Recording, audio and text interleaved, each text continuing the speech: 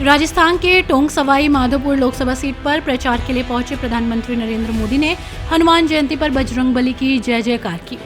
फिर उन्होंने कांग्रेस पर जमकर निशाना साधा। प्रधानमंत्री नरेंद्र मोदी टोंक सवाई माधोपुर लोकसभा सीट पर चुनाव प्रचार के दौरान फिर कांग्रेस के खिलाफ बरसे। हनुमान जयंती पर उन्होंने भाषण की शुरुआत ही बजरंगबली की जय के साथ की। फिर कर्नाटक का एक किस्सा भी सुनाया। आरोप लगाया कि कांग्रेस की सरकार में हनुमान चालीसा सुन रहे व्यापारी को पीट पीट कर लहूलुहान कर दिया गया। इनके राज में तो हनुमान चालीसा सुनना भी गुनाह हो गया था। प्रधानमंत्री नरेंद्र मोदी ने अपने भाषण में हनुमान से लेकर मुस्लिमों को अधिकार देने की बात कही। पूर्व प्रधानमंत्री मनमोहन सिंह के बयान को लेकर घेरा। फिर कांग्रेस के नेतृत्व वाले इंडिया गठबंधन को भी नहीं बख्शा। उन्होंने कहा कि मैं आपका आभारी हूं कि आपने मुझे गदा देकर बजरंगबली की जय करने का अवसर दिया। मुझे शूरवीरों की धरती सवाई माधोपुर आने का मौका मिला। चुनाव के दिन है, एक एक दिन में 2-3 राज्यों में जाना होता है। यहाँ समय से थोड़ा परिवर्तन करना पड़ा। मुझे लगता है कि मेरी सभा के बाद भी यहाँ लोग आते रहेंगे। मैं इनमें उत्साह देख रहा हूँ। इसमें एक मजबूत भारत के लिए आशीर्वाद है।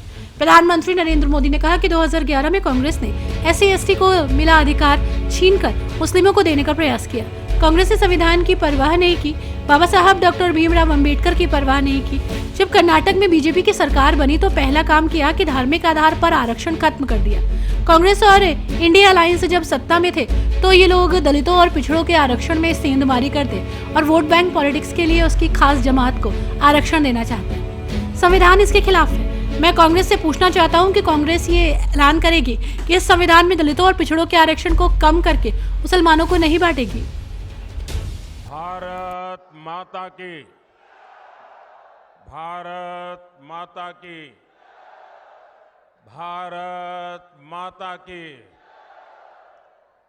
रणथंभौर में विराजमान त्रिनेत्र गणेश जी की, चौथ माता की, पपलाज माता की, मीन भगवान की, देवनारायण भगवान की, देवधाम जोधपुरिया की, शिवाड़ ज्योतिर्लिंग महादेव की, डिग्गी कल्याण जी की, राम राम सा। आज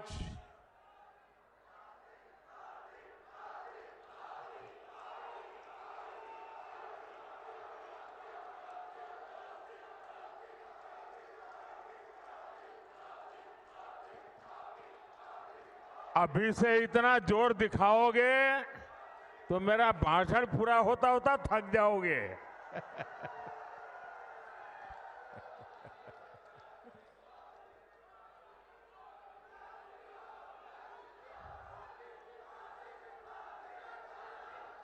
मैं माताओं बहनों को विशेष प्रणाम कर रहा हूं।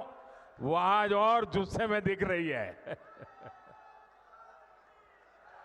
भारत माता की, भारत माता की।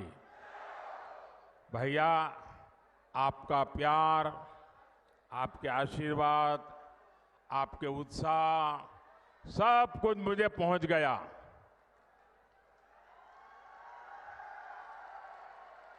अब मैं अपनी बात पहुंचाऊं। आज राम भक्त हनुमान जी की जयंती का पवित्र दिन है। पूरे देश को हनुमान जयंती की बहुत बहुत शुभकामनाएं। मेरे साथ बोलिए, बजरंगबली की, बजरंगबली की, बजरंगबली की। और मैं आप सबका भी आभारी हूं कि आज आपने मुझे गदा देकर के बजरंगबली की जय करने का अवसर दे दिया।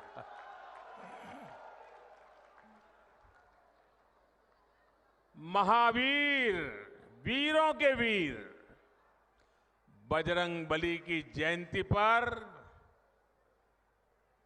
मेरा सौभाग्य है कि मुझे शूरवीरों की धरती सवाई माधोपुर आने का मौका मिला है।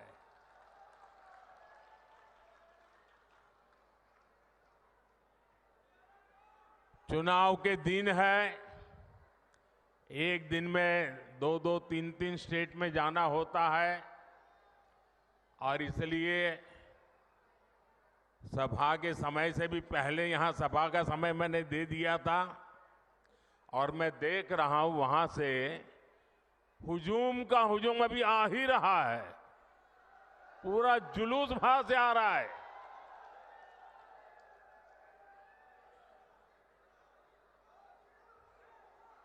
मुझे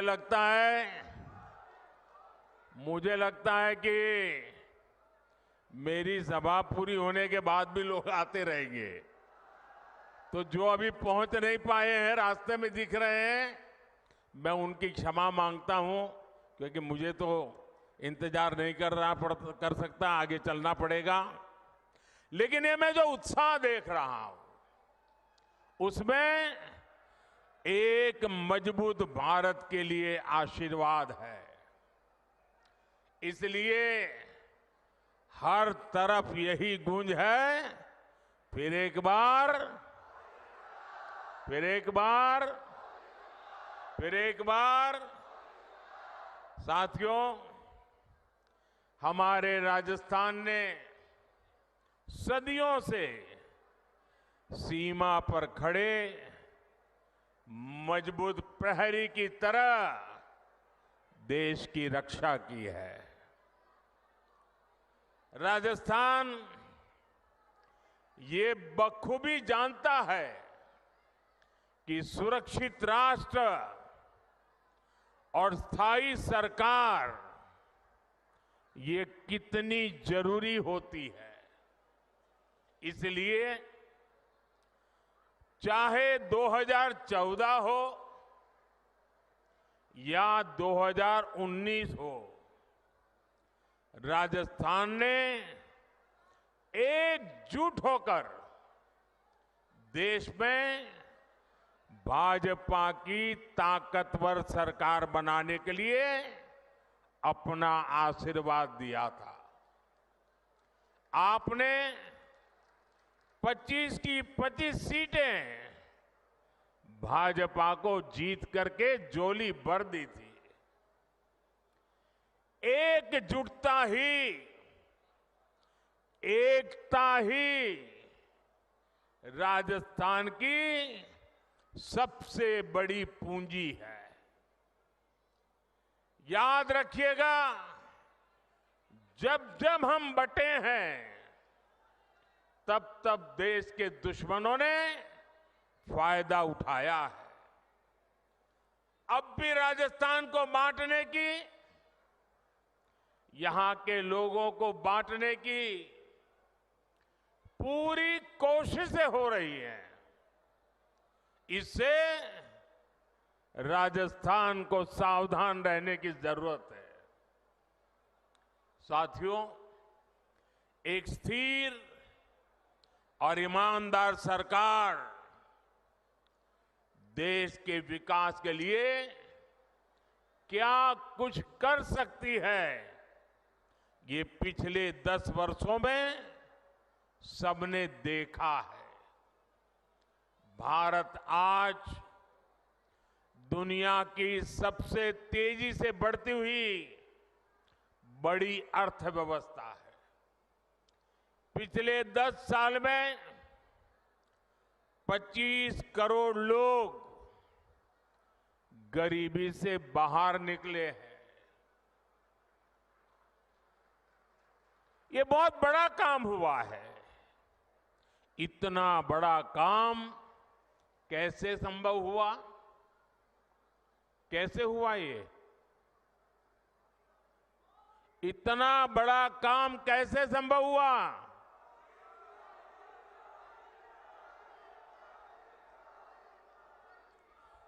देश को सबसे मजबूत स्थिति में किसने पहुंचाया? किसने पहुंचाया? माताएं बहनें बताएं, किसने पहुंचाया? ये आपकी उदारता है, आपका प्रेम है, आपके आशीर्वाद है कि आप सारी क्रेडिट मोदी को दे रहे हैं, लेकिन सच्चाई ये है कि ये जो कुछ भी हुआ है ना, वो आपके एक वोट की ताकत के कारण हुआ है, आपके कारण हुआ है। जो 25 करोड़ लोग गरीबी से बाहर निकले हैं ना, वो जो पुण्य है, उस पुण्य के हकदार आप हैं। जिस गरीब को पक्का घर मिला है, उसका जो पुण्य है, उस पुण्य के हकदार आप हैं। जिस गरीब को मुफ्त राशन मिला है, जिस गरीब का चूल्हा जलता रहा है, उसके कारण जो पुण्य मिला है, वो पुण्य के हकदार आप हैं, आपका वोट है। साथियों, 2014 में आपने मोदी को दिल्ली में सेवा का अवसर दिया, तो देश ने वो फैसले लिए जिसकी किसी ने कल्पना भी नहीं की थी। लेकिन आप सोचिए, अगर कांग्रेस 2014 के बाद भी और आज भी अगर दिल्ली में कांग्रेस की सरकार होती, तो क्या क्या हुआ होता। कांग्रेस होती तो जम्मू कश्मीर में आज भी हमारी सेनाओं पर पत्थर चल रहे होते। चलते कि नहीं चलते? कांग्रेस होती तो सीमा पार से आकर दुश्मन आज भी हमारे जवानों के सिर काटकर ले जाते। कांग्रेस सरकार कुछ न करती। कांग्रेस होती तो ना हमारे फौजियों को 1 रैंक 1 पेंशन लागू होती, और ना ही हमारे पूर्व सैनिकों को 1 लाख करोड़ रुपया मिलते। कांग्रेस होती तो देश में आए दिन देश के कोने कोने में सीरियल ब्लास्ट, बम धमाके होते ही रहते, निर्दोष लोग मरते ही रहते। कांग्रेस ने तो राजस्थान में जो सीरियल ब्लास्ट हुए थे, बम धमाके हुए थे, उन दोषियों को बचाने का घोर पाप भी किया है। कांग्रेस होती तो कोरोना के समय ना किसी को मुफ्त राशन मिलता और ना ही किसी को मुफ्त वैक्सीन मिलती। कांग्रेस होती तो देश में महंगाई से हाहाकार मचा होता। कांग्रेस पार्टी देश की मुसीबत में अपने लिए भ्रष्टाचार के नए मौके तलाशती। और राजस्थान के मेरे भाइयों और बहनों, आप लोग तो कुछ महीने पहले ही कांग्रेस के पंजे से मुक्त हुए हैं। कांग्रेस पार्टी ने सत्ता में रहते हुए जो जख्म दिए, वो राजस्थान के लोग कभी भी भूल नहीं सकते। कांग्रेस ने महिलाओं पर अत्याचार के मामले में राजस्थान को नंबर 1 बना दिया था। और दुर्भाग्य देखिए, कांग्रेस के लोग विधानसभा में बेशर्मी के साथ कहते थे कि ये तो राजस्थान की पहचान है। अरे डूब मरो, ये शोभा नहीं देता है, ये शोभा नहीं देता है आपको। टोंक में किन असामाजिक तत्व के कारण यहां की इंडस्ट्री बंद हो गई, ये भी आप जानते हैं।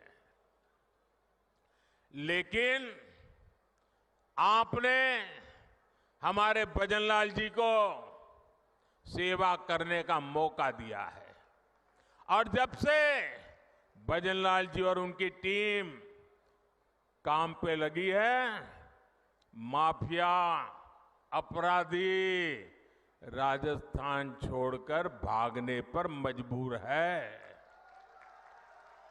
पेपर लीक माफिया भी भजनलाल जी का कानूनी डंडा चलने के बाद ठंडा पड़ गया है, जबकि अभी तो इन्हें सिर्फ 3-4 महीने ही भजनलाल जी और उनकी टीम को हुआ है। जो अपराधी धोखे में है वो जान ले ये भजनलाल जी है। अभी तो भजनलाल सरकार की गाड़ी चलनी शुरू हुई है, अभी तो टॉप गियर में आना बाकी है।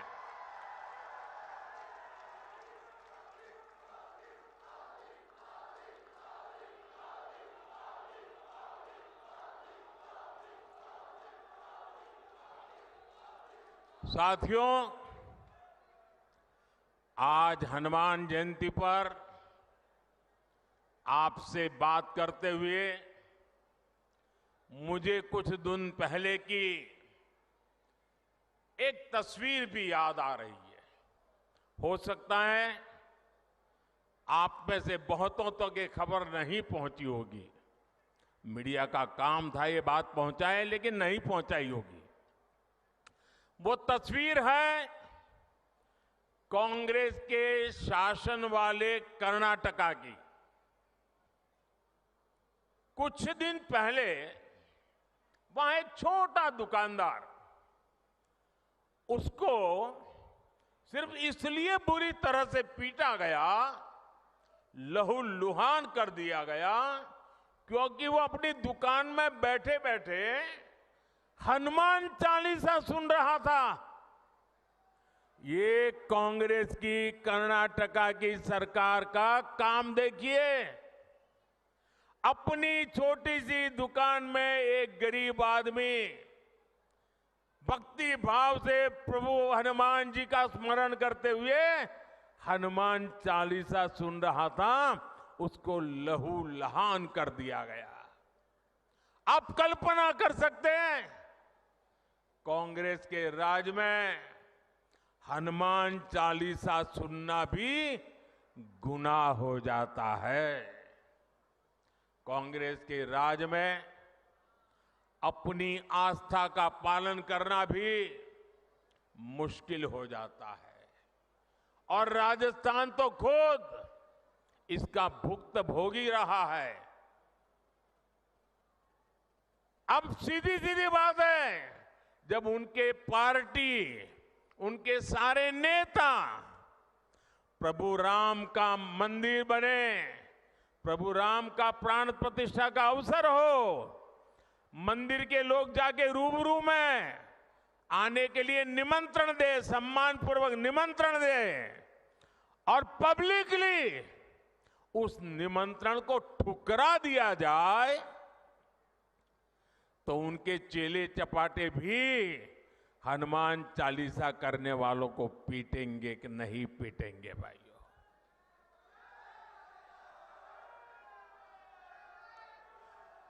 कुछ दिन पहले ही रामनवमी बीती है। कांग्रेस के जाने के बाद पहली बार शांति से शोभा यात्रा निकली है पूरे राजस्थान में, वरना पहले और चुनाव की आपाधापी गर्मी होने के बावजूद भी कांग्रेस ने तो, और हमारे यहां तो सूरज की पहली किरण का स्वागत भी राम राम सा से होता है। राम राम सा, कोई किसी को मिले तो पहले मुंह से निकलता है राम राम सा। कांग्रेस ने तो राम राम सा कहने वाले राजस्थान में राम नवमी पर प्रतिबंध लगा दिया था।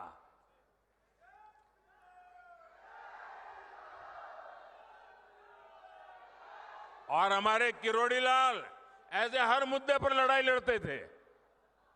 कांग्रेस ने शोभा यात्रा पर पत्थरबाजी करने वालों को सरकारी संरक्षण दिया था। इसी कांग्रेस पार्टी ने तुष्टीकरण के लिए मालपुरा, करौली, छबड़ा, टोंक, जोधपुर को दंगों की आग में झोंक दिया था। झोंक दिया था कि नहीं झोंक दिया था? झोंक दिया था कि नहीं झोंक दिया था? क्या ऐसे लोगों को माफ करोगे? अब भाजपा सरकार आने के बाद किसी की हिम्मत नहीं है कि आपकी आस्था पर सवाल उठा दे। अब आप चैन से हनुमान चालीसा भी गाएंगे और राम नवमी भी मनाएंगे, ये भाजपा की गारंटी है।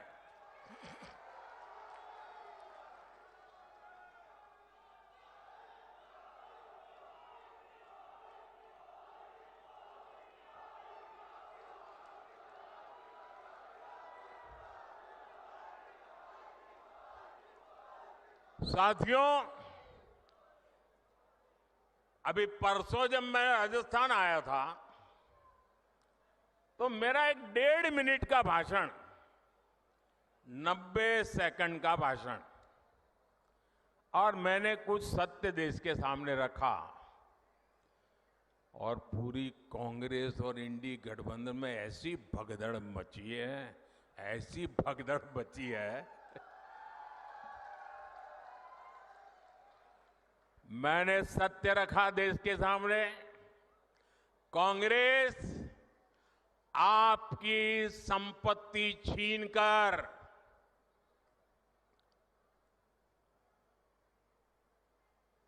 उनके खास लोगों को बांटने की गहरी साजिश रचकर बैठी है।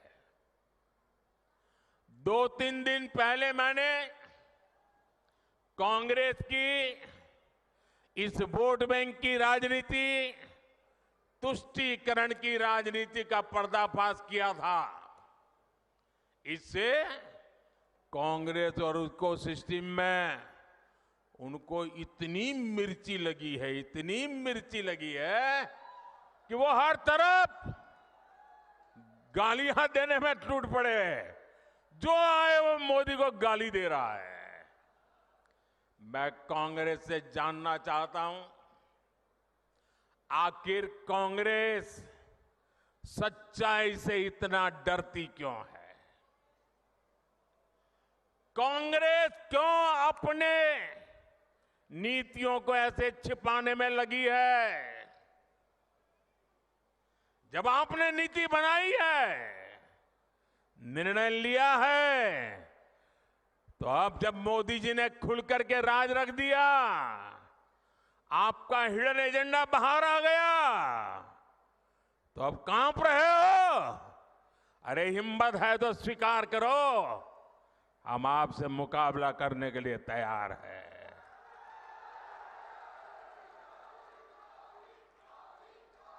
मैं ये बात देश को साफ साफ बताना चाहता हूं कि कांग्रेस वोट बैंक पॉलिटिक्स के दलदल में इतना धंसी हुई है कि उसे बाबा साहब के संविधान की भी परवाह नहीं है।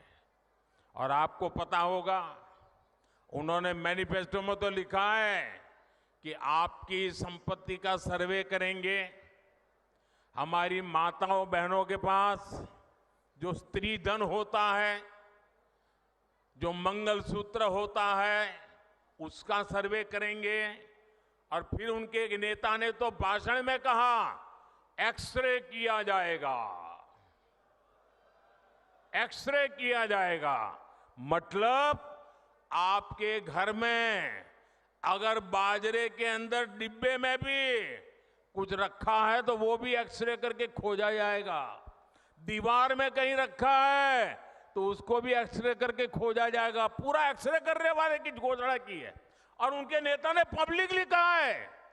और फिर आपकी सारी संपत्ति, जरूरत से ज्यादा जो भी होगा वो उनका कब्जा करेगी उनकी सरकार, कहते हैं, और फिर लोगों को बांट देंगे।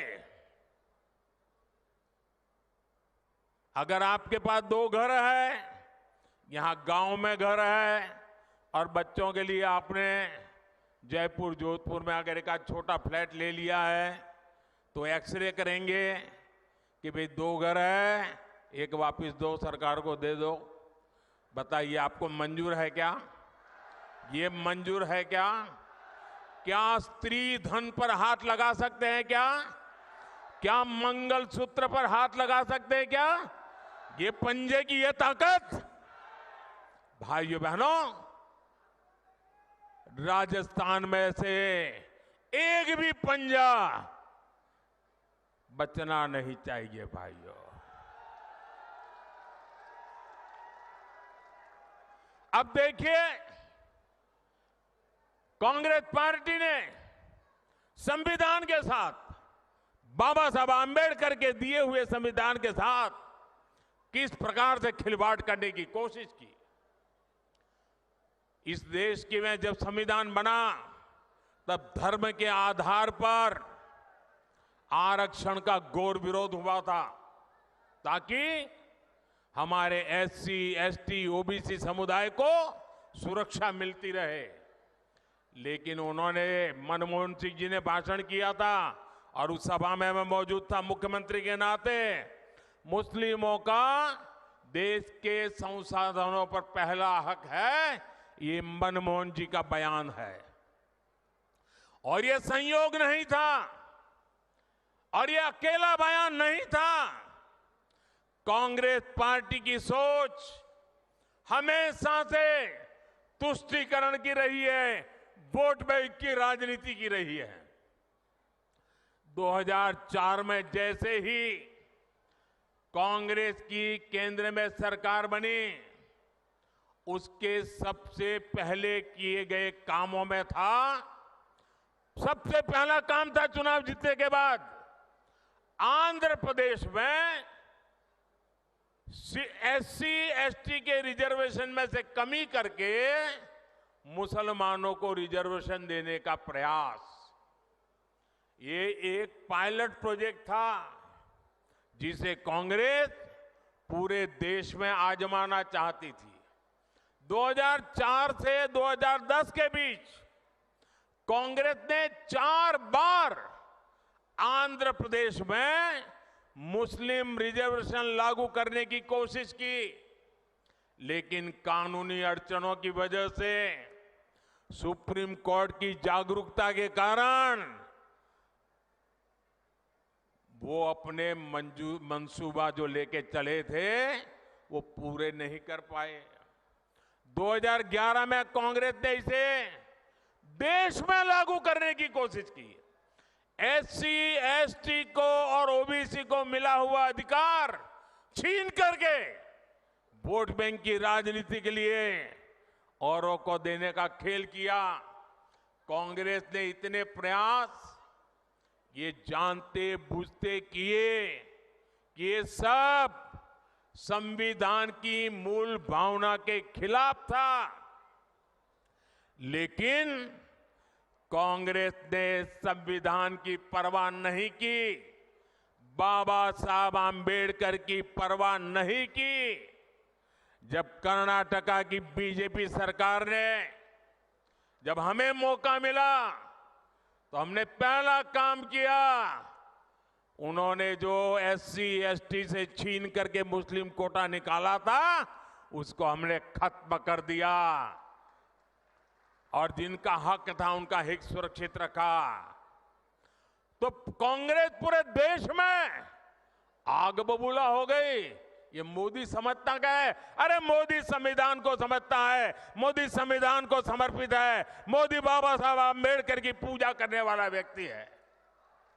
साथियों, सच्चाई ये है कि कांग्रेस और इंडिया अलायंस जब सत्ता में था तो ये लोग दलितों पिछड़ों के आरक्षण में सेंधमारी करके वोट बैंक पॉलिटिक्स के लिए उनकी खास जमात को अलग से आरक्षण देना चाहते थे, जबकि संविधान इसके बिल्कुल खिलाफ है।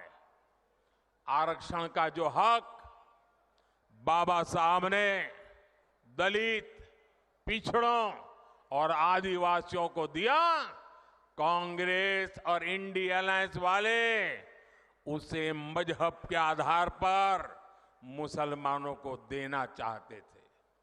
मैं कांग्रेस को पूछना चाहता हूं, क्या कांग्रेस ऐलान करेगी कि संविधान में दलितों, पिछड़ों के आरक्षण को, आदिवासियों के आरक्षण को कम करके वो इसे मुसलमानों को नहीं बांटेंगे? जरा वह देश की जनता को वादा करो। कांग्रेसी जहां भी आए, आपको मोहल्ले में आ जाए, आपके घर में मिलने आ जाए, जरा खड़े रख करके पूछो, कर्नाटका, आंध्र जैसे राज्यों में इन्होंने आरक्षण को मजहब के आधार पर बांटने का खेल क्यों शुरू किया था? साथियों, कांग्रेस की इन साजिशों के बीच मोदी आज आपको खुले मन से गारंटी दे रहा है, दलितों, पिछड़ों और आदिवासियों का आरक्षण न खत्म होगा।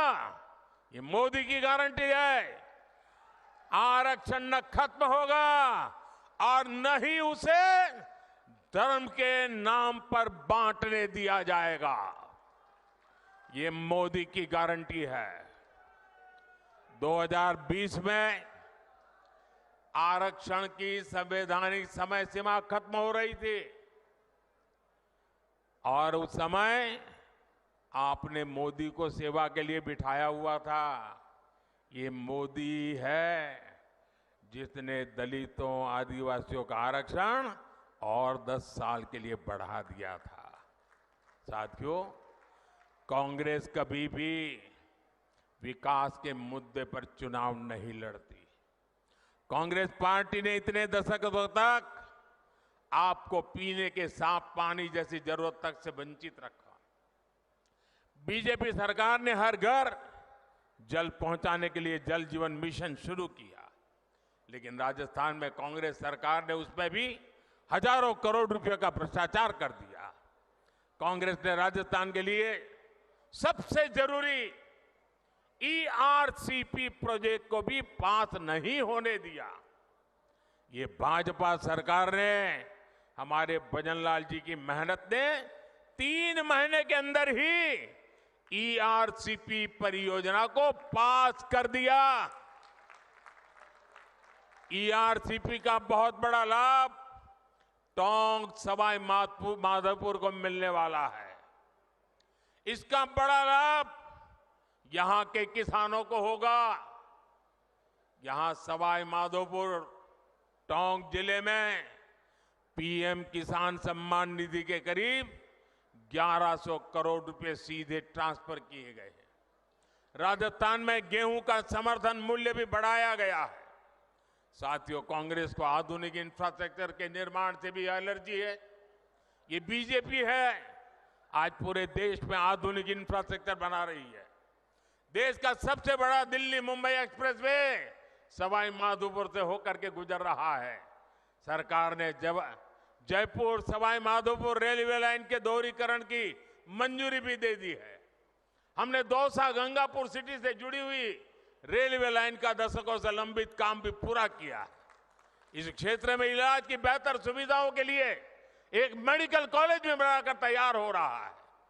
साथियों, 24 के 20 चुनाव में राजस्थान में ये मेरी आखिरी सभा है।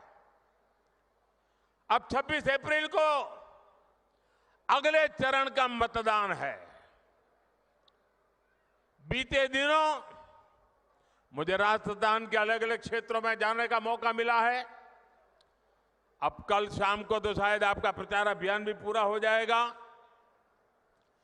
ये मेरी आखिरी सभा है।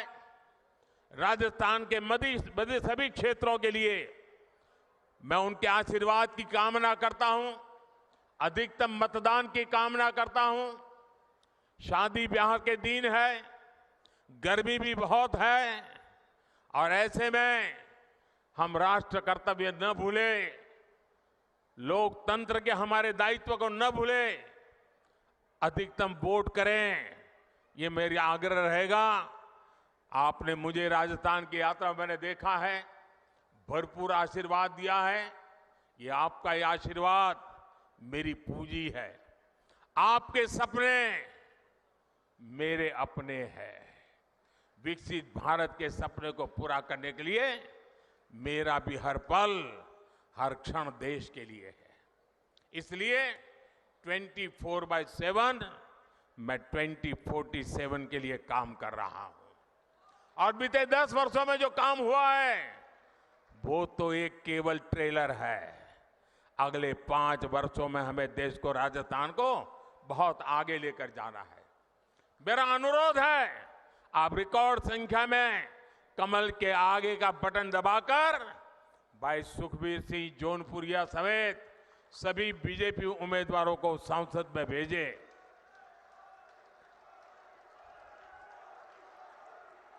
और ये हमारे जौनपुरिया जी सामान्य इंसान नहीं है।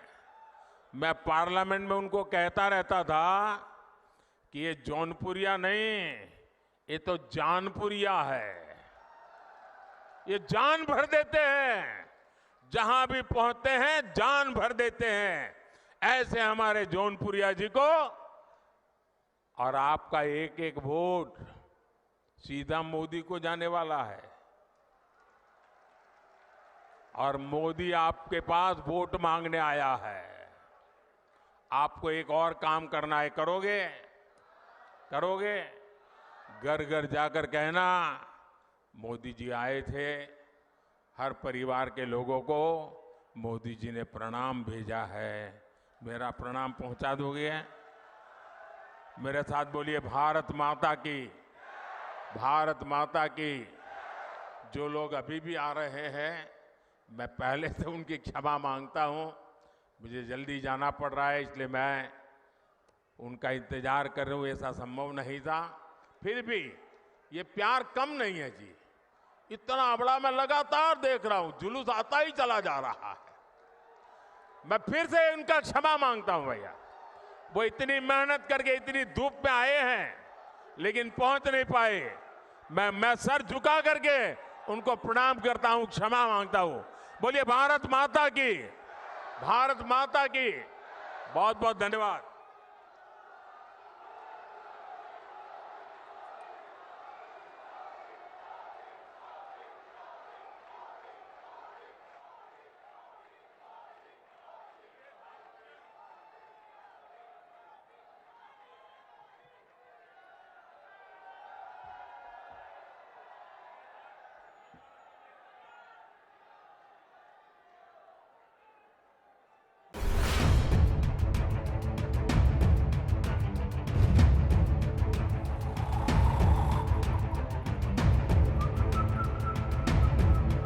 हर बड़ी खबर का असली एड्रेस है खबरनामा। इसलिए हर न्यूज अपडेट के लिए सब्सक्राइब करें और फॉलो करें खबरनामा। और इस वीडियो के लाइक बटन को प्रेस कर इस वीडियो पर कमेंट के जरिए अपनी राय देना ना भूलें।